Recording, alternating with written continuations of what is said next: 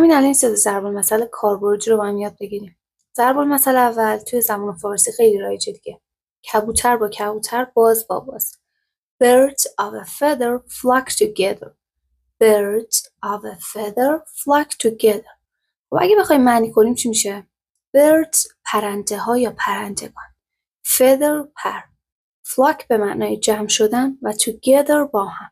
میشه پرندگان از یک پر با هم جمع میشن. خب همینجا نتیجه میگیریم دنبال معادل فارسی گشتن بزرگترین اشتباهه و همیشه معنای فارسی نیست که به ما کمک میکنه. اگر با موافقی بنویس موافقم. اما ضرب المثل دوم، لقمه بزرگتر از دهن برداشتن.